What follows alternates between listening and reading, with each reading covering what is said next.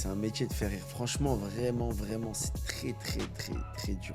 Moi, je dis, le métier d'humoriste, c'est un métier d'intello. Tu vois, parce qu'il y a une structure, il y a des vannes. Tu peux pas arriver comme ça et dire, ah, je vous raconte un truc, tu vois. Il y a le facteur un petit peu chance et un petit peu talent au début, mais si tu bosses pas, il peut pas durer, tu vois. Bonjour à tous, bienvenue dans ce nouvel épisode du podcast Éthique, le podcast qui met en avant des entrepreneurs qui entreprennent avec sens, souvent issus de la banlieue. Et le but, c'est de mettre en exergue justement leur réussite et montrer que la banlieue produit des talents dans divers domaines. Aujourd'hui, mon invité, c'est l'illustration parfaite parce qu'il joue sur deux tableaux, à la fois artiste humoriste et à la fois entrepreneur. J'ai avec moi Mourad KTB, nom d'artiste, Mourad Kateb, le vrai nom, le nom de l'homme. Comment ça va, Mourad? Ça va, impeccable. Bah, La merci forme? beaucoup déjà pour l'invitation. Plaisir. Pas mal la maison. C'est beau chez Ouais. toi, hein. J'aimerais bien que ce soit chez moi. C'est pas encore chez moi, mais peut-être faire une opération pour racheter le studio. Non, je Ouais. plaisante. Présente-toi rapidement, Mourad, qu'on sache qui tu es, pour ceux qui te connaissent pas. En vrai, je m'appelle Mourad Kateb. Mon nom d'artiste, c'est KTB, comme tu l'as dit. Je suis humoriste depuis très très longtemps.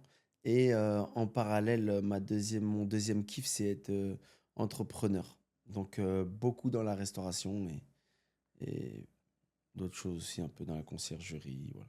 Humoriste depuis quand? Alors, je mets toujours le côté professionnel et amateur. Bon, en vrai, professionnel depuis 8-9 ans, facile. Et depuis tout petit, humoriste. Franchement, j'ai commencé dans une association de quartier qui s'appelle Ziva où je faisais des sketchs avec un ami à moi en duo. Donc, c'est là où un peu ça a pris. Je commençais à être un petit peu drôle pour mon quartier. Après, j'ai joué pour ma ville. Et j'ai été drôle pour ma ville. Et après, je suis parti sur Paris et je me suis rendu compte qu'il y avait plein de Mourad KTB de toute la France qui étaient là. Et je me suis dit, ah ouais, bah là, en fait, je suis pas si drôle que ça. Va falloir bosser. Jusqu'au Comedy Club, fait un peu marquant. Jusqu'à Comedy Club, ouais, bah ouais. Petite anecdote du Comedy Club, là, bah, ma première, c'est que je suis venu, quand je t'ai dit, je suis arrivé sur Paris, j'ai joué au Comedy Club. Je faisais un sketch, ouais. Il était honteux, ouais. J'étais habillé en daronne, tu vois, en train de faire un sketch un peu à Elikaku, tu vois, Ouais, je sais pas, ouais, tu vois. Mama Sketch Sarfati. chez Madame Sarfati et tout. Ouais. Et c'était vraiment pas drôle du tout. Et il y avait Jamel, il fêtait ses 1 million sur Twitter et tout. Zéro rire, gênant. J'ai ramené des potes à moi pour m'encourager, mais c'était tellement nul qu'ils n'arrivaient même pas à m'encourager. Ils Oh là étaient gênés dans leur. là. Manque de préparation. Ah, En fait, manque de préparation et surtout, je connaissais pas le public parisien. Tu vois, moi, je faisais rire dans mon quartier avec des références de mon quartier, avec des trucs, mais tu vois, tu arrives sur Paris, les gens, ils s'en foutent, fais nourrir, ils ont l'habitude de voir plein d'humoristes. Et donc, c'était tellement pas drôle, je te jure. Et à la fin du sketch, je pars, et je vois Jamel, il me dit courage, mais j'étais voilé et avec Daron, c'est-à-dire, il savait pas qui c'était. Et je rentre chez moi, c'était le moment le plus horrible du monde, parce que jouer devant Jamel, c'était déjà un rêve quand j'étais petit. On me laisse l'opportunité grâce à une meuf qui bossait là-bas, et pour avoir ça, j'étais dégoûté. Et après, je me dis, écoute, en vrai, soit tu te relèves, tu bosses. J'ai bossé, j'ai bossé, j'ai bossé. C'était le seul passage au Comedy Club où il y en a eu. C'était mon... Non, c'était mon seul premier... En fait, non, C'était le après, j'ai premier. eu. Mais en gros, c'était mon premier passage. Mais après, je m'étais juré de plus revenir tant que je suis plus un tueur. Entre guillemets, tu vois. Et donc, j'ai joué dans d'autres comédie clubs, j'ai bossé, voilà, j'ai avancé. Mais je crois, 3-4 ans plus tard, c'est eux qui m'ont contacté pour tourner une émission sur Canal+, ouais, Jamais Comedy Club. Et donc, j'avais fait des tests avant chez eux, c'est bien passé. Et on a tourné l'émission ensuite. Et, euh, et Jamel, il me dit, ah, et j'ai même une vidéo où il me dit, ah, t'es bon et tout. Et après, quand plus tard je discutais avec lui, je lui rappelle ce moment-là. Je lui dis, te rappelles un jour, un mec, il dit, c'était toi le petit là. C'était trop drôle parce qu'en fait, c'était humiliant pour moi. Eux, c'était gênant parce qu'en fait, il y avait il y avait des Dial, il y avait des, je me rappelle, Redouane Arjan, il y avait des Malik Bentala. Et moi, j'étais le petit comme ça, à passer en plein milieu. Quand je te dis, c'était gênant. Et voilà. Et donc, c'était cool. Je suis revenu après un peu plus fort. Et pour moi, c'était le message de, en vrai, faut Faut bosser, quoi. bosser, hein. Ce qu'on disait juste avant, c'est pas pareil entre faire rire sa cité et faire rire un Ah, public. ouais, c'est un métier. C'est un métier de faire rire. Franchement, vraiment, vraiment, c'est très, très, très, très dur. C'est très dur parce que déjà, il y a des mécaniques. On pense beaucoup. Moi, je dis, le métier d'humoriste, c'est un métier d'intello. Tu vois, parce qu'il y a une structure, il y a des vannes, Mm. il y a comment faire rire, il y a des mécaniques, tout ça. Et tout ça, tu peux pas arriver comme ça et dire, ah, je vous raconte un truc, tu vois. Et la plupart, il y a le facteur un petit peu chance et un petit peu talent au début, mais si tu bosses pas, il peut pas durer, tu vois. Ouais, comme dans la plupart des métiers d'ailleurs. Ouais. Mais aujourd'hui, ça tourne. Tu te produis régulièrement. Ouais, ouais, ouais. Écoute, ça tourne, ça tourne. Je joue un petit peu partout. Dans les comédie clubs. Là, j'ai repris mon j'avais fait une grande pause là parce que on en parlera après autour de l'entrepreneuriat. J'ai fait plein de trucs. Donc là, j'ai repris. J'ai joué à Marseille mon spectacle. J'enchaîne là. Donc, pas mal. J'ai fait au Maroc aussi mon spectacle là dernièrement. Donc en fait, c'est tous ces petits trucs là qui font que en vrai. On rebosse, on se remet dans le bain, tu vois, et on remet les cartes là, en fait, on repart, hein. On repart, ouais. Entrepreneuriat, on va en parler. T'as dit, t'es dans la restauration, t'as des franchises, c'est ça? Ouais. Qui- D'accord. ouais. Tu veux citer Ah ouais, Vas-y, moi, y a pas de problème. non, non, moi, en fait, j'ai fait partie de l'aventure de Géladal, je suis toujours, euh, et je fais partie maintenant de l'aventure Tessie Krusty. Ouais. En gros, pour parler un petit peu, ça vient pas de n'importe où. Pour te raconter un peu l'histoire, j'ai la dalle, c'est un mec de mon quartier, avec qui j'ai grandi. T'as grandi à Nanterre, hein? J'ai grandi Je à crois qu'on l'a Nanterre, pas ouais, dit. Nanterre. Ouais. J'ai grandi avec lui et on a grandi ensemble. Je ne pas le dire, on a même fait des bêtises ensemble. On a rigolé, mais des bêtises à petit niveau, hein, tu vois. Mais Hmm. et quand moi je fais ma vie artistique, j'avance, je suis dans une boîte un peu d'influence où il y a les plus gros influenceurs qui s'appelle l'équipe Smile.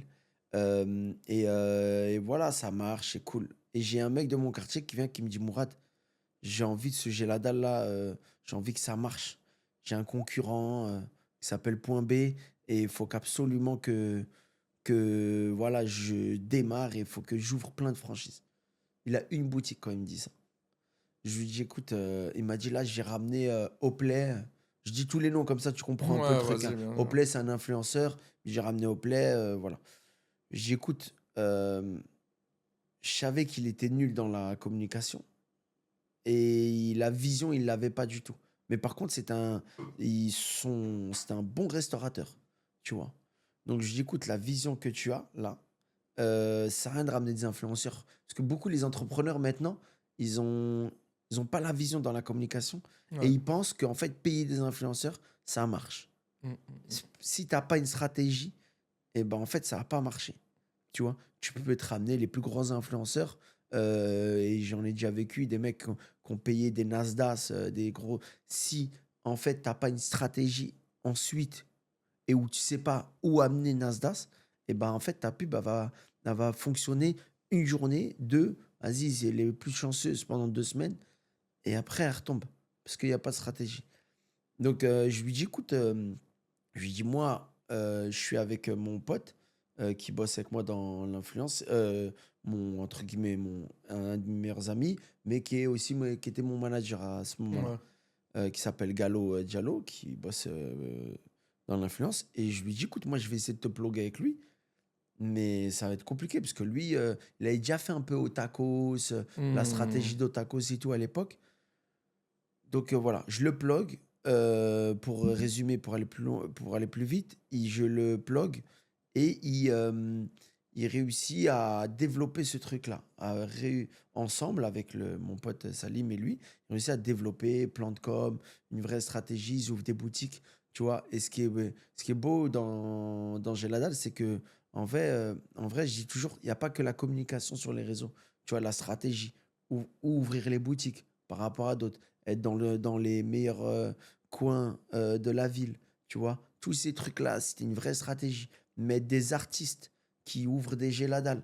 Il y a eu plein d'artistes, tu vois, être dans des films, être dans des séries. Il y a eu plein de choses qui ont été faites. Et franchement, Géladal, arrivé là, tu vois, où il en est. Il C'est a, énorme. c'est énorme, tu vois. Et d'un mec, moi, je le connais, il a pas fait Sciences Po, il a pas fait Poudlard, hein, Il voulait il faire a, son fast-food, quoi. voilà, c'était un fast-food qu'il a développé, tu vois. Énorme. Et voilà. Et t'as Stick Krusty après? Et Tessie Krusty, bah, c'est mon pote, pareil, Gallo Diallo. T'as des... ouais. C'est le même. T'as beaucoup de potes. Non, là, Utile. j'ai dit utile. C'est le même. C'est Nanterre, il lui. se passe des trucs à Nantes. Ah, Je regrette de ne pas avoir grandi à Nanterre, hein? hein. Non, non, il y a plein de, franchement, il y a plein de trucs intéressants à Nanterre. Et on dit un petit peu, c'est le vivier de la restauration Nanterre. C'est vrai qu'il Ouais. y a beaucoup de gens, Un French qu'on Touch aussi. French Touch, Ali, que je connais très C'est bien, très bon.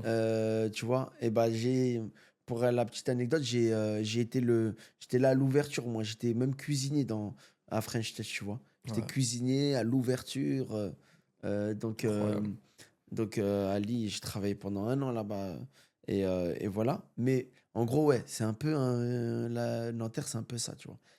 Et pour Tessie Kroussi, c'est Gallo Diallo qui n'est pas de Nanterre, qui est du 9-5, Sergi, tout ça. Et lui, en fait, il se dit, parce qu'il a fait au tacos, la communication, mais en vrai, il a rien gagné à part un peu d'argent, des prestations. Il a fait Géladal. Il se dit en vrai, ouais, j'ai pris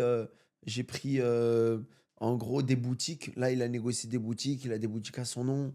Et il se dit, ouais, et tout, c'est cool. Mais en vrai, et là, il se dit en vrai, est-ce que je peux le faire moi-même, tu vois? Pourquoi j'ai besoin? Parce qu'en vrai, le plan de com, la vraie réflexion, j'ai des gens autour de moi, j'ai tout le gratin de la restauration autour de moi, que ce soit les fournisseurs, que ce soit des potes, les Ouais, franchises et tout. exact. J'ai tout le monde. Pourquoi je vais encore attendre quelqu'un d'autre? Tu vois, une autre. Et donc, lui, il décide de faire Testy Crousty. Évidemment, c'est des, c'est une boutique qu'il a repris à des gens, tu vois. Bon, après, ça, c'est des deals entre eux, je ne sais pas du tout. Mais en gros, il se dit, vas-y, je suis dans l'aventure 100%. Et, euh, et il développe ça. Donc, il fait une communication. Euh, Ce qui est un peu ouf, pour être honnête, c'est pour moi la plus grande réussite de la restauration. Tessie Crousty. C'est le chose le plus. Si je te donne les coulisses, c'est incroyable. Pourquoi c'est la plus grande réussite? Parce qu'ils ont réussi à être eux-mêmes, que ce soit de pas se travestir, que ce soit religieusement, euh, de faire des choses. Tu vois, il y a plein de petites choses qui font que ça cartonne et les chiffres d'affaires, ils marchent mieux que tous les autres restaurations. Les jeunes, euh, ils euh, raffolent de ta Stick Krusty. les jeunes et les moins jeunes, maintenant, t'as vu, un papa, il préfère aller manger un riz poulet avec son enfant qu'aller manger un hamburger maintenant. Tu vois, Ouais, il se dit, ouais, ouais. tu vois, donc en fait, ça cartonne. Et il a décidé, lui, tu vois, de faire une communication sans musique, tu vois, parce que pour des raisons religieuses et tout. Et, Ouais, euh, j'ai pas et le remarqué. truc, personne ne le voit, ça. Et ça cartonne avec un storytelling il a assimilé un restaurant à un personnage. Tessie Crousty, maintenant, c'est devenu un personnage. Il y a des mecs sur les réseaux qui s'appellent Tassawar et Lokman ou je sais pas quoi. Ces deux mecs-là, et bah, eux, ils ont créé tout un storytelling autour d'eux. C'est une sorte de bangla en cuisine et le mec, sans musique, sans rien du tout, ils font du emporté, ils font que du emporté parce C'est qu'ils que voulaient du pas importé, ouais. un peu de mixité, tous ces trucs-là et tout, tu vois. Et ces choses-là, qui sont devenues, bah, franchement magnifiques, tu vois. C'est des projets, tu vois, c'est des gens qui aident la communauté, les gens à mort. Tu sais, je le dis à leur place, tu vois, mais eux, ils n'en communiquent pas du tout sur ça. Ouais, ils sont pudiques. Et vraiment, et je trouve ça, et c'est tellement beau que ça a cartonné à un niveau. Personne n'y croyait à ça. Et j'ai l'impression qu'ils se sont vite fait copier. Il y en a 1 milliard d'imitations maintenant, hein. Voilà. C'est ça le problème. Maintenant, ils se sont fait Parce que la copier. recette, excuse-moi, Ouais, elle est toi, banale. elle me semble pas difficile à reproduire. En fait, en vrai, tout est facile à reproduire. T'as vu, c'est À comme un l'époque, hamburger. on galérait avec les Big Mac de McDonald's, on savait pas. Ouais, ouais, ouais. C'est parce que là, Bah, il y avait du halal, mais et après ils ont commencé à sortir les sauces Biggie, les sauces. C'est là ils ont commencé tous à pouvoir imiter, faire des geladas et des trucs. Mais Tasty, ouais, c'est ouais. mais en fait, en vrai, que tu sois Geladal ou Testi, le plus dur à imiter, c'est les sauces. En vrai, Big Mac, pourquoi C'est un les Big sauces. Mac du McDo et un Big Mac d'un restaurant, la seule différence, c'est la sauce. Le pain, c'est du pain, tout le monde l'achète à peu près pareil, tu vois. Et c'est les sauces. Et les sauces, en vrai, oui, il y a plein de gens qui... En fait, quand je discutais avec lui, avec mon pote, il me disait que notre communication, elle a tellement qu'on se fait dépasser, en fait. C'est-à-dire qu'en fait, tu fais un croustille maintenant, tu l'appelles Krusty, je suis fatigué, et le Krusty, je suis fatigué, va marcher. Parce qu'en D'ailleurs, fait, Krusty, c'est pas proprement dit, c'est pas le nom de la recette. C'est leur nom à eux à la base. Tasty Krusty. c'est le plat.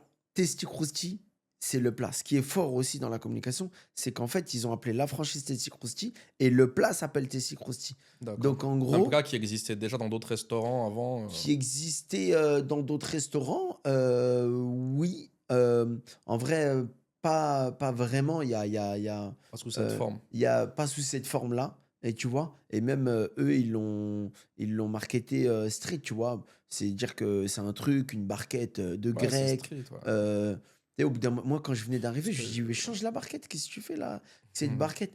Et je lui dis, mais c'est pas propre, ça fait moche, tu Ouais. vois. Et en fait, il me dit, mais c'est comme ça que les gens, ils le veulent.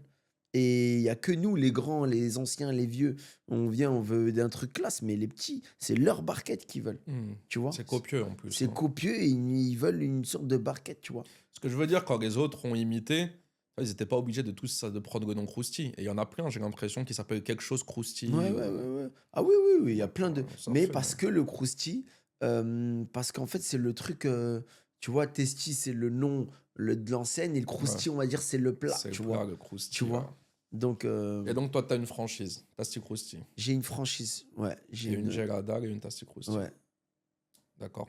Compliqué à suivre, à gérer ou ça tourne? Bah, c'est pour ça que j'ai freiné un petit peu parce que fallait faire le lancement.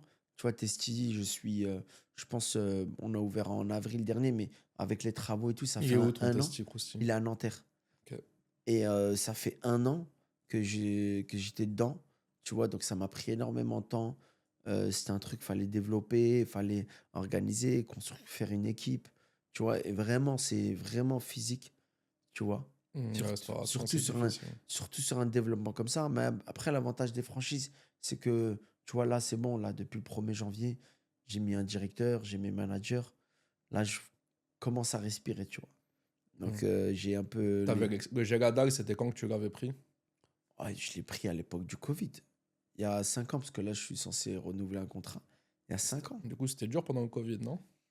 Bah, c'était l'âge d'or de Géladal aussi. Ouais, à emporter. Ah, c'était emporté, c'était tous les restaurants, ils étaient fermés, plus d'activité. Et Hmm. le seul truc, c'était Géladal. Les restaurants Tu te à fais livrer, côté, ouais. tu vois, à livrer où il y avait des 19h, tu devais fermer ou 21h. Bah, t'avais de 18h à 19h. Je te jure, j'ai des anecdotes, frère. Je dirais, je vendais de la drogue, j'étais là et on n'avait pas droit. On n'avait pas droit d'ouvrir après. C'est-à-dire à 19h, bah, on fermait et on restait un petit peu ouvert parce qu'on voulait gratter un peu d'argent. Donc moi, Ouais. j'étais devant. Tu veux quoi? 2 cheese. Eh, les amis, 2 cheese. Ouais, Ça, on tiens, l'a vu, mets-toi dans ouais. le trottoir d'en face. Ouais. Je te jure, j'étais comme ça en Il y en mode, a qui l'ont fait, ça, ouais. mais mets-toi dans le trottoir d'en face, il y a la police, le truc. Mais j'étais dans un truc, je te jure. Bon, après, on a eu une petite fermeture parce que mais Ça c'était dépasserait les incroyable. horaires, ouais, autorisé. Ouais, c'était incroyable. J'ai la dalle aussi, ça a eu un vrai moment. D'accord. C'est un vrai moment ouf, quoi. Le parcours scolaire, t'es allé assez loin ou Ah, c'est là où tu es en train de m'avoir, là. c'est la pire question quoi. Je veux pas qu'on parle d'autre chose. Non, je rigole. Non, pour mettre dans Non, le non, en vrai. contexte. Ouais, ouais. En vrai, en vrai, moi, j'ai été beaucoup dans la restauration, c'est-à-dire que scolairement aussi. C'est-à-dire après, j'ai fait un BEP cuisine. Après, j'ai fait une mention complémentaire traiteur. Et après, j'ai fait un. Je voulais faire de la pâtisserie. J'ai fait un CAP pâtisserie. Après, D'accord. je l'ai arrêté, mon CAP pâtisserie, en plein milieu. Parce que la vie a fait que je devais aller travailler, gagner de l'argent. Parce que je vivais seul. Donc, j'ai voulu m'installer. Et donc, j'ai dû travailler. Mais en vrai, ça a été ça ma scolarité, tu vois. D'accord. Et toujours l'humour derrière. Toujours essayer de percer dans le monde Toujours en du parallèle. Ça stand-up. a toujours été. Moi, je trouve que les deux compromis ils étaient magnifiques parce que, Tu devais taffer dur quand même, parce que la cuisine, on se lève tôt. ouais, Les stand-up, c'est le soir. tu sais que tu me parles de ça, j'étais à une époque, j'étais à l'école, je faisais l'école. Donc, il y avait l'école en cuisine, tu dois venir à 6 h du matin pour Ouais, commencer à 7 h, truc. Donc, j'enchaînais ma journée après l'école. Après, j'avais fait des cours Florent pour le théâtre. Je ouais, finissais à des référence. 22 h, 23 h sur Paris. J'étais tout petit, le métro et tout. Mais c'est bizarre, hein, ça va faire un peu prétentieux de dire ça, mais je savais que j'étais différent des autres. Bizarre comment je vais te le dire, mais quand j'étais jeune, je me suis dit, je sais que, en fait, je voyais mes potes, ils avaient trop le train-train simple, tu vois. Hmm. Ça dépassait pas le quartier. Moi, pour moi, j'étais un Avenger. J'allais sur Paris, je me retrouvais au cours Florent avec des profs de français. Et j'étais là, voilà, moi, j'étais le plus Tu petit. vois beaucoup de mecs de banlieue au cours Florent? Non, il y avait rien. Mais moi, Y a pas, mais hein. si je te raconte, C'est un parent. j'avais un prof de théâtre. Au bout d'un moment, il me dit, c'était humiliant, hein, mais je sais même pas où il voit l'amener. Je sais même pas. C'était bizarre, hein. Il y avait un texte On ne badine pas avec l'amour. C'était un Ouais. texte où c'est un mec qui fait une déclaration à sa meuf, elle vient de la jeter. Il lui dit, ouais, adieu Camille, retourne à ton. Voilà. Et c'était vraiment avec un vrai français propre et tout. Et je l'avais révisé dans mon association avec un prof de théâtre. J'étais là, je le faisais bien, je levais la main comme les profs. Bonne organisation, bien, j'étais magnifique. J'arrive au cours Florent, je le fais. Et le mec, il me dit, écoutez, Mourad, il avait un accent un peu latino, il me dit, c'est bien Mourad, mais il faut que tu fais-le toi-même. Et moi, quand il me dit toi-même, je comprends qu'en fait, je surjoue. Je lève la main et tout. Donc je le refais, je dis, ouais, retourne à ton couvent et lorsqu'on te fera de série C, I2 et tout, et je le fais et tout. Après, il me dit, fais comme si toi, dans ton quartier, tu parlais à cette fille, avec tes mots à toi. Je dis, mais il est sérieux, lui? Et dans ma tête, je suis ressorti en disant, tout le monde a un texte, tu vois, et pourquoi à moi, il me demande de le faire en mode mec de cité, Quartier. en fait. J'en avais parlé à le directeur de mon asso et tout, en me disant, j'ai même plus envie de rester. Il me dit, continue. Je lui dis, mais c'est n'importe quoi ce qu'il me fait, tu vois. Et tu penses que c'était vraiment un préjugé? C'était pas le fait de... Il voulait pas voir chacun de vous être lui-même dans la façon de jouer? J'étais trop petit. En fait, j'étais trop petit pour comprendre. Et j'arrive pas à comprendre encore où il voulait m'amener. Et parce que j'ai vu tous les autres faire des textes, il n'a pas demandé de changer Ils étaient pas le eux-mêmes? texte. Non, mais changer. En fait, on prenait tous des textes, que ce soit des textes contemporains ou des textes Ouais. classiques et tout. Mais en fait, il a fait changer personne. Pourquoi moi, il me fait changer? Et Mhm. j'aurais voulu lui poser la question un jour. J'étais trop intimidé, cours Florent. Je me rappelle, c'était la mairie de Nanterre, qui est le maire qui m'avait payé les cours Florent. C'était pour moi, j'étais dans la classe. Il y a des classes qui s'appellent Gad Elmaleh. Je pouvais pas faire et tu vois, j'étais le petit rebeu, il fallait que je rentre tout doucement. Mais avec du recul, je, je me dis, mais il m'a fait un truc de fou, en fait. Pour moi, je trouve qu'il m'a fait un truc de fou. Mais peut-être il voulait m'amener quelque part, tu vois. T'as croisé des gars au cours Florent sont hyper connus maintenant? Ou bien quand t'as fait tes premiers passages au Comedy Club, il y en a d'autres qui ont eu des ascensions? Ah oui, bah, tout le monde. Franchement, au cours Florent, j'ai croisé personne. Cours Florent. C'est beaucoup de monde Bah, dans une cours Florent, session? non, c'est une classe. Il y a plusieurs classes, tu vois. Mais Ouais. dans ma classe, c'était. C'était soit des. Non, c'était des gens. En fait, c'est beaucoup des gens qui ont un peu d'oseille, euh, qui veulent s'essayer parce que pour l'élocution, pour sortir, parce qu'ils sont un peu timides et tout. C'est beaucoup des choses comme ça, tu vois. Ouais. Tu vois, il y a pas beaucoup de gens comme toi, comme moi, un peu déter. Il y en a qui veulent faire du cinéma aussi, tu vois, mais en gros, j'ai pas vraiment croisé. Mais les humoristes, moi, j'ai commencé avec tout le monde. On parle de Paul Mirabel. C'est, j'ai commencé avec lui. Tout à l'heure, je te parlais de Paul Mirabel. On a Tu l'as connu commencé. ou pas, Mirabel? Paul Mirabel, Paul Mirabel, je l'ai connu dans un petit comédie club. D'accord. Et lui, moi, j'étais un ancien. C'est-à-dire qu'encore plus. C'est-à-dire que lui, je l'ai connu. Il jouait et tout. Et on me dit, putain, il y a une pépite là, un mec qui joue bien et tout. Et, et un jour, pour l'anecdote, lui, c'est le blanc cliché. Ouais. Ça veut dire, Ah, il me fait rire, il moi. fait rire, il est. Non, mais c'est dire qu'il est vraiment. Et le mec, tu le vois, tu lui dis, mais lui, il va jamais faire rire. Non. Impossible. Tu vois? Et je le ramène dans le pire endroit du monde. Tu vas rigoler. Je le ramène, je lui dis, écoute, on m'a dit, lui, il va marcher. Je le ramène dans un comedy club, dans une chicha. Oula. Et je lui dis, viens, tu vas t'essayer. Et le mec, il me dit, t'es sûr Et il arrive, quand je te dis, les mecs de cité, que des fous, les trucs, tous en train de la fumer. Il m'a dit, là, je vais jouer sur cette scène-là. Là. Et je lui dis, ouais, et tout. Et je lui dis, écoute, vas-y, t'inquiète, je te jure. Donc, il fait son sketch et il cartonne, tu vois. Et il cartonne. Et après, il me dit, mais putain, c'est trop bien et tout. Et en plus, je crois que c'était payé à l'époque dans les petits chats, tu vois. C'était payé 200 € dans les comedy clubs. Tu prends des chapeaux, des fois 50, 60 €. Et là, il me dit, putain, 200 €, c'est-à-dire que je peux venir la semaine prochaine. Et nous, je dis, bah vas-y, viens si t'es dans l'ambiance. Et voilà, tu vois, je l'ai connu comme ça. Mais on a connu, j'ai envie de te dire un peu tout le monde, tu vois. On a tous avancé ensemble, tu vois. Maintenant, il y en a qui ont avancé plus vite, il y en a qui ont. Tu vois, c'est la vie, ça, c'est. Clairement, ouais. C'est comment l'enfance de Mourad à Nanterre? Combien de frères et sœurs? Euh, En- En vrai, l'enfance, elle est cool. Franchement, c'est une enfance. Moi, j'habite dans un quartier qui s'appelle les Pâquerettes. C'est un quartier qui est vraiment cette association dont je te parle là. C'est vraiment le noyau un petit peu du quartier, tu vois.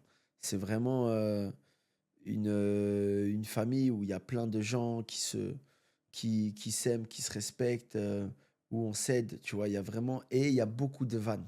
On est réputé dans ce quartier même pour être des vanneurs. Tout le monde vanne, tu vois. De la maman au directeur, Hmm. au mec de quartier, tout le monde vanne. Moi, j'ai grandi avec un frère qui est un peu aussi indirectement un peu, qui m'a un peu influencé, qui est dans un autre game. C'est mon frère et mannequin, qui était mannequin maintenant, il a vieilli, il commence à. Il est plus dans ça, mais il était mannequin pendant longtemps, il était dans le milieu artistique, Hmm. il avait fait des pubs, je me rappelle, il avait fait une pub qui passe à la télé, qui s'appelle Pitch, la pub Pitch, tu vois. Ouais, pour les Pitch, pitchs, mon ouais. pitch, tu vois. Et tu vois, il avait une tête, bah, il était beau gosse. Moi, j'étais la Le drôle. contrefaçon. Toi, Et, t'étais le marrant, toi. ouais, j'étais marrant. Et en gros, lui, franchement, il marchait bien. Il a fait des photos. Il est parti faire des photos pour Louis Vuitton à New York, là, là. Et il me faisait vraiment rêver, tu vois. Tu dis quoi à un gamin de 10 ans qui veut devenir le nouveau Malik Bentala Waouh. En vrai, j'ai pas grand-chose à lui dire à part que, que le talent ne suffit pas. Et en vrai, c'est la phrase que tout le monde va dire, mais il faut, il faut bosser. Il faut bosser et, pour moi, il faut t'entourer des bonnes personnes. Tu vois, les bonnes personnes, ils t'orientent vraiment. En fait, dans ce milieu-là, malheureusement, pour aller dans le côté un peu sombre de ce milieu-là, c'est qu'il y a beaucoup de gens faux. C'est rempli de gens faux. C'est showbiz? rempli de gens, et même les rebeux, hein, tu vois. Il y a des rebeux qui vont se travestir tous les jours. Tu vois, qu'ils oublient qui ils sont, qu'ils oublient les valeurs que leurs propres parents leur a inculquées. Et t'arrives vite à quelque chose de malsain. T'as par exemple le sujet, truc qui met toujours mal à l'aise, moi, quand tu te moques de tes parents, tu vois. Dans un spectacle. En fait, je sais pas vraiment d'avis. Tu peux peut-être t'en. Je sais Non, pas non, s'il je faut s'en comprends. Vas-y, moquer va ou. au bout, va au Je bout. sais pas s'il faut s'en moquer ou pas.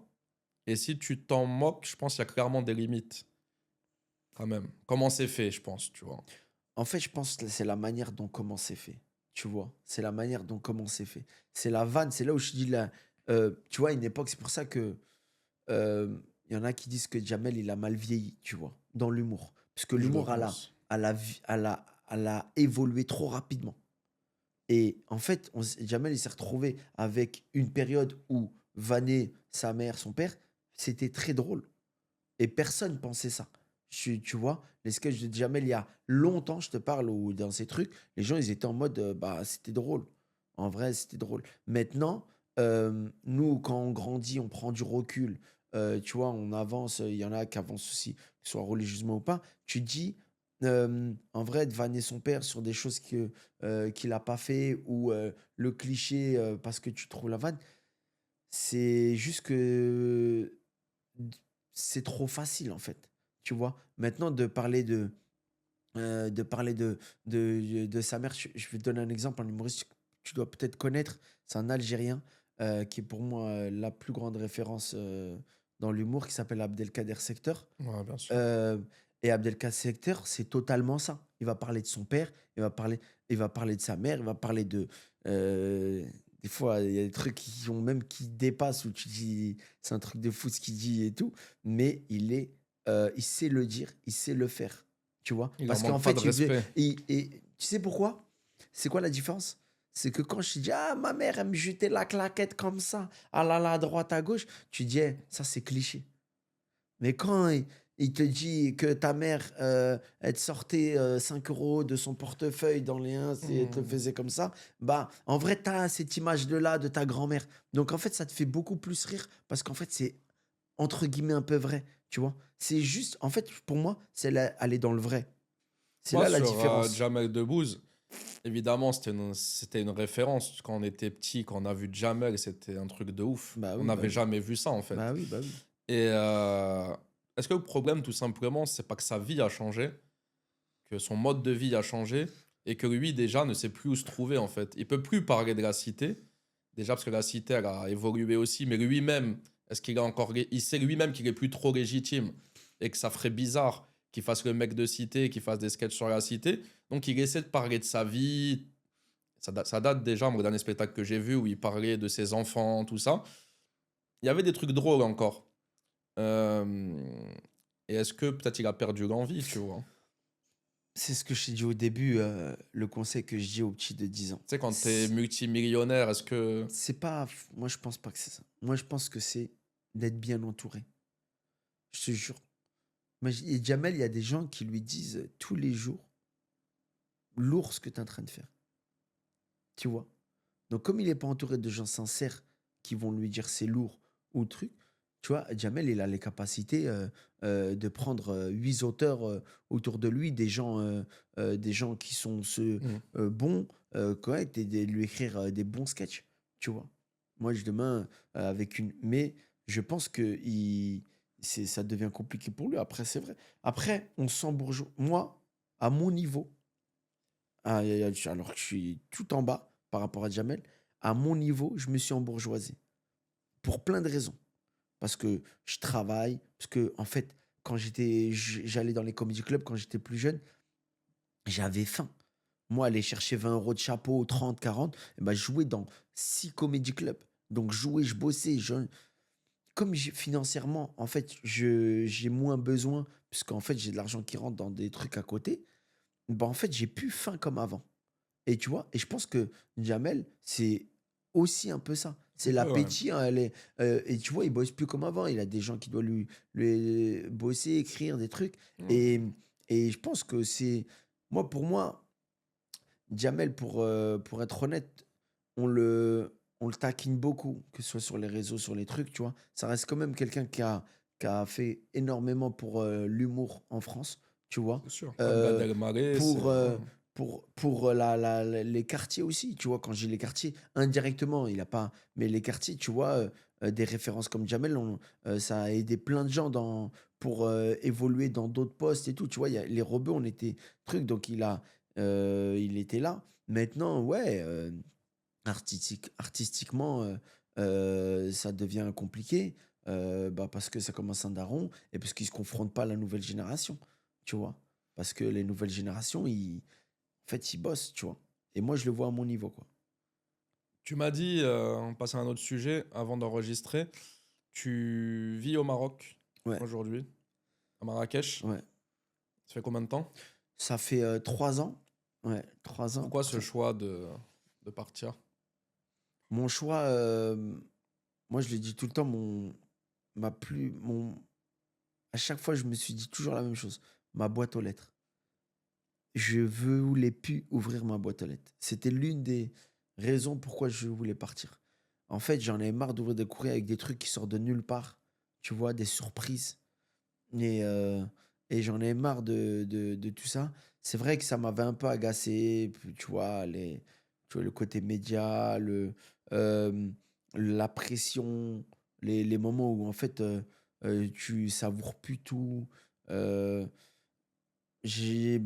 ma fille, j'ai une fille qui a 4 ans et en fait, pendant longtemps, je m'en foutais, puisqu'en fait, d'habiter à Nanterre, je m'en foutais en vrai. Parce que je prenais ma voiture, mon scooter, je partais. Et j'allais sur Paris et tout. Mais quand ma fille, elle est venue, je me suis dit, oh, c'est ça là, l'école là, que tu veux la mettre juste en bas du quartier là? Et je me suis dit, non, je pense pas. Et ça m'a refroidi de fou. Tu vois, je voulais un avenir meilleur pour ma fille, puisqu'en vrai, c'était essentiellement ça, tu vois. Et je pouvais me permettre, tu vois, je me voyais pas aller habiter dans le 16e ou habiter, tu vois, je voulais un truc qui me ressemble. Et un truc qui me ressemble, mais avec un petit côté un peu classe, avec un côté où tu peux aller chercher une bonne baguette, tu vois. Et en même temps, je voulais un truc un peu bah, musulman pour être honnête. Et donc voilà. Et j'ai cherché. Moi, j'ai toujours eu un coup de cœur pour Marrakech, parce que j'y allais depuis des années. On précise que tu es algérien Ouais, je suis algérien. d'origine. Ah ouais, tu veux faire les débats, toi. Déjà, on a perdu l'Algérie. C'est Ah, ouais, l'arbitre, bizarre. Ah, non, c'est c'est l'arbitre. c'est tout le monde sauf nous. Laisse tomber. Moi, j'ai suivi tous les matchs. Mais bon, on va pas rentrer dans ça parce Ouais, qu'on va faire ça va polémique. durer longtemps. Non, mais en vrai, Tu supportes le Maroc, du coup. je supporte l'Algérie en priorité. Et maintenant, Et maintenant, le Nigeria. Non, je rigole. Non, non, évidemment, le que le Maroc à meilleur fond. gagne. Non, non, Le non, non, Maroc, non, franchement, non, pas le meilleur gagne. Non, je suis pour le Maroc. Je suis parti voir des matchs du Maroc et tout, évidemment. Mais pour revenir au Maroc, Marrakech, j'ai toujours kiffé, tu vois. J'y allais tout le temps, je m'étais imposé avec des potes à moi. On y allait 2 week-ends par an, souvent. Tu vois, j'ai joué là-bas, j'ai fait. Donc, bah, en fait, j'avais le choix, hein. Il y avait pas le choix, je veux dire. Il y avait un petit peu Dubaï, mais financièrement, c'était trop cher pour moi. hmm. Et géographiquement, trop loin. Donc, Ah, je comprends. Mais c'est intéressant que tu racontes pourquoi et comment t'es allé. Donc, t'as une fille aujourd'hui, c'est ça? ouais, ouais. D'accord. Puis il fait beau là-bas, c'est Il agréable. fait T'as le soleil beau, toute tu l'année. vois, il fait beau, c'est tranquille, t'es détente, tu passes des vrais moments avec ta famille, tu vois, franchement, il y a des activités, tu revis des moments en fait, que t'as jamais vécu, en fait, tu vois, c'est des trucs bêtes, mais on assume tellement plus qu'on est, tu vois, qu'on est musulman, tu vois, des fois, c'est gênant là, par exemple, ça va être une heure de prière, c'est presque gênant de dire: «Eh, je peux prier dans le coin», tu vois? Ces Ouais, petits trucs-là, alors que là-bas, c'est hem, normal. tu vois? Et en fait, je pense que l'Afrique parce que l'essentiel dans tout ça, c'est que l'Afrique, elle se développe de fou, tu vois? Hmm. Et vraiment, et je suis pas dans la concurrence de tout ça, mais j'ai été, 2 fois, cette année en Algérie et tout. Et je suis parti à Alger, tu vois? J'ai même pris un projet à Alger et tout, et ça se développe. Il y a de plus en plus de choses qui est en train de se faire. Et je trouve que, ch tu vois, la courbe, pareil, hein, la France, moi, j'ai re-aimé la France maintenant, tu vois? En revenant de temps En en temps. revenant de temps en temps, je kiffe. Mais vraiment, je La, trouve ça la trop. famille, il y en a qui t'ont Ouais. suivi, là. Les parents, ils Non, sont où les parents? non, mes parents, ils sont décédés, les deux. Alhamdoulilah. Allah Ouais. yarhamou, Les Allah frères yarhamhum. et sœurs? Et mon frère, il vit au Japon. Ah ouais, Ouais, il vit au Japon et lui, il est un autre dans délire. un autre délire. Lui, il est dans un autre délire. Il vit au Japon, j'ai qu'un frère. Et voilà, mais après, on se croise souvent en France, tu vois. D'accord. Quand il vient, Moi, je veux dire que t'étais libre, je suis t'avais pas la libre. tâche des parents, Non, non, non, tu vois. j'avais pas cette tâche-là, tu vois. Mais moi, je viens 2 fois par semaine. C'est-à-dire, même s'il y aurait eu ma mère ou mon père, tu Tu vois, je viens serais 2 venu. fois par semaine? 2 fois Mois, par mois, excuse-moi. plutôt. Désolé, 2 fois par D'accord. mois, tu vois. Tu restes combien de temps à chaque fois que tu viens? Soit une semaine, et une semaine, soit je fais 2 semaines d'un coup. D'accord. Tu vois, là, je viens une semaine Pour gérer tes pour business. gérer. Tu vois, hier, j'ai fait 2 dates, hier. Tu vois, là, j'ai des trucs à droite à gauche. Le 15, je joue. Là, j'ai des trucs à droite à gauche. Et après, je repars, tu vois. Toujours la carrière d'humoriste, une volonté de percer encore beaucoup plus. Toujours cette volonté? Ou tu le fais juste Euh, par plaisir maintenant? non, en fait, c'est un grand mot, percer. J'aime pas déjà tout ça, là. J'aime pas percer. En fait, je veux être heureux, tu vois. C'est-à-dire, je veux être heureux, je veux faire ce que j'aime. Moi, hier, je suis monté sur scène, ça faisait longtemps que je suis pas monté. Franchement, une joie, tu vois. C'est un moment. Tu sais, il y a toujours un. Les artistes, c'est des gens, ils ont un mal-être quelque part. Ils ont D'amour. besoin ils ont besoin d'amour, ils ont besoin de raconter quelque chose, tu vois. Et donc, en fait, je suis monté, j'ai testé des nouvelles vannes, ça m'a fait plaisir, les gens, ils sont réceptifs. Donc, en gros, euh, j'ai besoin. En tout cas, j'ai besoin de garder ce rythme-là. Maintenant, percer, tu vois, moi, je considère, il y a un humoriste qui s'appelle Jamil Le Schlag qui me dit souvent, il me dit, Mourad, moi, tu vois, franchement, euh, mes meilleures salles, c'est quand je remplis 80 personnes. Tu vois, une salle de 80, tu vois, plus c'est gros, plus en fait, il n'y a plus cette proximité que j'ai avec les gens. Tu commences à devenir un peu la rockstar, il n'y a plus tu vois plus les gens au fond, tu vois. Et en vrai, t'as vu, moi, si je peux remplir 100 personnes 2 fois, 3 fois par semaine, tout le temps, et bah, je suis heureux en fait. Et je considère que j'ai déjà percé de manière, tu vois, avec un peu d'humilité, Bien mais sûr. j'ai déjà percé. Tu Tu vois, joues je dans quelle viens de. salle aujourd'hui si on veut venir te voir? Là, je suis pas en spectacle. Là, je suis en train de D'accord. jouer roder mon spectacle. Je D'accord. reprends en septembre, tu vois. Je Ouais. reprends en septembre. Mais là, je suis pas. D'accord. Je suis en. Là, j'ai fait des spectacles, mais de rodage. C'est pas là, Ok. mais c'est Et des. en septembre, on sait pas En encore septembre, on est en train de discuter, mais ça va être sûrement à l'Apollo Théâtre. à Tu vois. l'Apollo Théâtre. Voilà. Ok. On se met un mémo, on s'en souvient. Ouais. Ouais, donc la proximité avec le public, toi, ça te rend heureux. Tu fais Ouais, ça bah pour être oui. heureux avant Tu tout. fais Voilà, ça t'as pour être répondu. heureux, bah tu fais ça pour avancer aussi artistiquement, mais en fait, Progresser. t'as envie de dire des choses. Tu vois, t'as envie de dire des choses, il y a des trucs qui te. Pour ça, on parle là, tu vois, en vrai. Ouais, Pourquoi on met un micro devant nous? Tu vois? des Parce choses à qu'en dire. fait, on a des choses à dire pour que les gens entendent. Hmm. Tu vois? Ou sinon, on enlève les micros, on parle toi et moi autour d'un Bien sûr. petit On kawa. veut être vu, Voilà. entendu, Tu vois, c'est ça donc, évidemment. on a des messages. Et c'est ça un humoriste commence à aboutir. Avant, on voulait faire rire. Tu vois, un jeune humoriste, il va dire j'ai envie de faire rire. Un humoriste qui est abouti, il dit j'ai envie de dire des messages, j'ai envie de transmettre des messages. Et c'est ça le plus Après, on important. sait qu'en France, il y a une certaine limite aussi dans ce qu'on peut dire, pas dire. Ça a changé hein, par rapport aux années 80, tu le sais très bien. Partout, Hein. partout. Partout, tu vas en Algérie, c'est la même chose, hein. Sur d'autres Tu sujets, ouais. vois, sur d'autres sujets, c'est la même chose. Donc, je pense que en vrai, c'est pour ça que je te dis, je suis content d'avoir voyagé, d'être dans un autre pays, pour comprendre qu'en vrai, en France, oui, il y a des thèmes qui est compliqué d'aborder, mais en vrai, ça va. Ça va. Oui, ça va. C'est assez détendu. Tu Mm. peux faire un sketch sur Macron, tu vois. Ouais, Macron, tu peux. Voilà. Tu vois. Sur Macron, Il y a tu des peux. pays, c'est les Ouais. dirigeants qu'il faut Oui, pas c'est des moquer. dirigeants, Il y a des oui. pays, c'est des. Après, Voilà. ça, on le sait, mais t'as vu, on le sait. On le sait, on l'a vu sur la Jamil Le Schlag qui parle de lui, qui a démissionné de France Inter pour ces raisons-là. Parce qu'en fait, Il peut pas dire ce qu'il veut. on peut pas dire ce qu'on veut sur des pays, Mm. sur des présidents. Et voilà, tu le sais, c'est bon. T'as vu, soit tu te bats, Soit tu dis, vas-y, je le sais, bah écoute, je le ferai pas, et c'est tout. Tu parles d'autre chose. Tu vois, parle d'autre chose. Ou d'être plus subtil, ou de faire, peut-être, de faire avec sa propre communauté, tu vois. Mais tu peux pas aller, tu sais, je peux pas, je vais te dire un exemple, je peux pas, moi, aller au Maroc et de faire des sketchs sur le roi, bah non, tu vois, c'est une Non, ça se règle, fait c'est une pas. loi, tu vois. Et en même temps, tu vois, eux, en France, ils ont déterminé qu'on pouvait pas. T'as vu, faut de manière, on le fait pas, allez, c'est tout, pas, tu vois. Mhm. Les règles sont claires. Voilà, tu vois. Mais la différence, c'est qu'ils l'ont pas dit clairement en France. C'est ça qui est ambigu et c'est ça qui Ouais, est relou. c'est un peu plus subtil.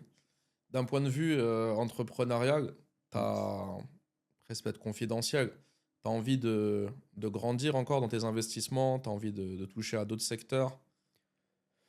Bah ouais, ouais, franchement, je fais plein En fait, moi, je suis beaucoup à l'opportunité, tu vois. Je fais d'autres choses, hein, j'ai d'autres trucs en parallèle, Mhm. tu vois. Bah, à Marrakech, j'ai une société de conciergerie. Là, j'ai ouvert une société de ménage ici en France, tu vois, pour les restaurants. Parce que je me suis dit, Incroyable. dans mon restaurant, je paye une société autant que j'ouvre, tu vois. Donc, j'ai développé, je suis dans plein de testis. Et, euh, et en fait, j'ai envie de. Ouais, je suis à l'opportunité. Moi, quand il y a des opportunités, je les fais, tu vois. J'essaie pas de chercher, mais c'est vrai que la force du réseau, c'est que j'ai la chance de connaître beaucoup de gens intéressants, bienveillants. Et je pense que d'être une personne juste et gentille, bah en fait, ça paye. Parce que c'est vrai que des fois, la différence avec l'humour, c'est que, tu vois, dans l'humour, tu vois beaucoup d'enfoirés, excuse-moi du terme, mais et comme en fait tu dis, en fait, il faut devenir comme eux. Pendant longtemps, je voulais devenir comme eux, je me dis, mais en fait, ça paye pas d'être gentil, tu vois? Et et ma raison m'a dit, mais en fait, de un, hem, heu j'étais pas bien. En fait, je savais pas être un vrai méchant. Je savais pas être, et mon pote, Gallo, qui est dans la communication, qui me disait: «En vrai, dans ce milieu, il faut soit être méchant, soit être gentil. Mais l'entre-deux, en fait, c'est là où, en fait, les gens, ils arrivent. Les méchants, on peut bosser avec eux. Moi, je suis un gentil, je peux bosser avec un méchant. Parce que le méchant, je sais qu'il est méchant, il m'a donné son identité. On va bosser avec lui de manière intelligente et avec un méchant. Alors qu'un mec entre deux, il est bancal, tu sais pas comment bosser avec lui. Et moi, j'ai été une période un peu comme ça. Je voulais être méchant, mais je le faisais trop mal. Tu vois, je savais pas comment, tu vois, des trucs bêtes, hein. Des trucs où il y avait un humoriste, tu vois, il y en a des humoristes, ils te serrent la main à peine comme ça, tu vois, des trucs, et je savais pas faire comme ça. Et voilà, mais ça a duré 30 secondes cette histoire, tu vois. Et je me suis rendu compte qu'en fait, je suis un mec, je pense être un mec tranquille, gentil. Et Sans voilà. donner de nom, dans ceux que tu connais qui aujourd'hui Oh là. sont très très connus, ils restent des gentils. Non, c'est pas tant les méchants que je veux. Alors, là, j'ai une théorie sur les humoristes. C'est quand t'arrives, t'es mignon, t'es gentil. Il y a la période où tu veux percer et que, et ben en fait, tu deviens la pire race du monde. Et que quand tu deviens officiellement célèbre, tu reviens à ce que tu étais au début.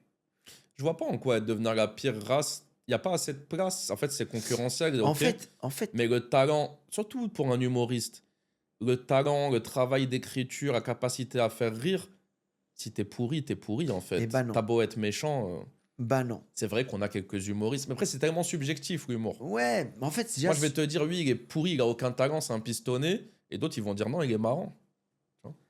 c'est vrai, c'est vrai. C'est dire que l'humour, en vrai, toi, tu peux faire, tu vois, tout le monde trouve des gens différents, marrants, tu vois, c'est différent. Maintenant, ce que je veux te faire comprendre, c'est que euh, on n'est plus dans cette période où, on n'est plus dans cette époque où, euh, où il y a que le talent, tu vois. Il y a évidemment le talent, attention, je le dis, très important, c'est que il faut être talentueux avant tout, il faut bosser avant tout.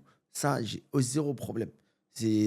On peut pas, tu vois. Ah ouais, Maintenant, euh, ça suffit il y pas. a, ça suffit pas. On appelle ça, il y a un mec Kader Aoun, qui est la référence de l'humour, la Ouais. tête de l'humour, celui qui a écrit H et tout, qui me disait une phrase, il me disait que maintenant, 70%, c'est le relationnel. et 30%, c'est l'artistique. En fait, les 70%, c'est les gens se, se rencontrent et en fait, comme les gens, ils veulent être amis avec tout le monde et comme les gens, ils veulent tous se faire des percées, donc en fait, ça devient compliqué. C'est pour ça que je te dis qu'il y a des humoristes qui sont euh, cette période un peu méchant parce que en fait, ils se chamaillent tous pour arriver à un objectif, Hmm. tu vois. Et comme c'est Genre, il y pas a Jamel l'artistique Debbouze là-bas, allez vite, qui va lui serrer la main en qui veut lui serrer premier. la main, que truc, le côté hypocrite, le côté ça, Hmm. Se tu faire vois, aimer des bonnes le personnes. se faire aimer des bonnes personnes, être, tu vois, voilà, je te jure, C'est dur pour nous, ça. j'ai vu des scènes, des trucs, des mecs Surtout manger nous, les pendant, j'ai Algériens, vu on des, n'arrive pas, ah hein. oui, moi j'ai vu des rebeux manger pendant le Ramadan pour être avec une meuf qui est au fond, tu vois, frère, je connais, on sait que t'es quelqu'un de base, de bien, qu'est-ce que tu fais là? T'as vu? Il change complètement. Mais après, t'as vu? Et il fait ce qu'il veut, en vrai. Mais en fait, c'est pas le fait de ce qu'il fait ce qu'il veut, c'est que euh, on les connaît. Je le connais dans la vie. Je sais comment il est. Ils se Tu dénaturent. vois? Et se dénaturer, ça me, ça me tue. Tu vois? Et mais maintenant, voilà, après, ils avancent. Tu vois, chacun avance. Mais en même temps, voilà, tu peux pas arriver tout en haut par hasard. Ça n'existe pas. C'est des Non. gens talentueux qui bossent malgré tout. Ils peuvent faire plein de choses autour, mais ils sont pas arrivés par hasard. Tu vois? T'es actif sur certains réseaux? T'es sur Instagram? Beaucoup sur Snap. Sur Snap Euh, surtout? ouais, moi je suis à la team Snap pendant longtemps parce que j'étais beaucoup sur Snap avec la boîte d'influenceurs et j'étais avec des gros des gros Tu Snapchatters. parlais de Nasdaq, ouais, Ouais, notamment. tu vois, et à l'époque, moi j'étais avec plein de gens. Donc, et voilà. Là, je suis en train de réactiver un petit peu les réseaux là. Et voilà, j'ai fait un petit peu bah, Insta, Tu fais un peu, truc. tu sais quoi, c'est de l'humour que tu fais sur les réseaux? Ouais, ouais, bah oui, oui. Ouais. L'humour, et des fois, je parle sur des trucs. Tu vois, là, on était à la CAN, on a fait toute la CAN, on a filmé, Mhm. on a raconté un petit peu, on s'est embrouillé, on a fait plein Tu de vas choses aller cool. voir les deux demi-finales ou tu vas voir laquelle? Non, je suis pas là. T'es pas là? Je m'étais promis que si l'Algérie est passée, bah, j'allais refaire un aller-retour. Et là, comme Ouais. passe pas. Et la finale, tu y seras ou pas? La finale, j'y serai, mais je sais pas si je vais y aller. Tout dépend de Yaki, tu vois. Ouais. Tout dépend de Yaki. S'il y a le Maroc, tu... Toi, tu veux faire des polémiques, toi, j'ai compris en fait. S'il y a le Maroc, tu y seras. Hein? J'ai, Non, moi, hein? je fais pas dans les Non, polémiques. non, je rigole. Non, bah, vite, non, non, si, ouais. En vrai, je sais pas si je vais y aller parce que les places, je sais pas si t'es au courant, ça. Le Là, prix, juste les hein. demi-finales, ils te parlent en 400, 500 euros, hein. Mhm. Mais j'ai beaucoup d'amis qui ont... Finalement, c'était pas si dur que ça d'avoir les places pour Algérie-Nigeria, non? J'ai vu beaucoup de gens que je connais qui étaient au stade. Ouais, ouais, mais C'était pour les poules où les gens ont tout réservé. en fait, après, ça se revend. Il y a des revendeurs, il y a des. Tu connais, les gens, ils payent. Mais en vrai, il y a eu une période où ils ont. En fait, il faut être stratégique parce qu'ils te mettent les billets à des Hmm, moments donnés, tu vois. ouais. On arrive à la fin de l'épisode.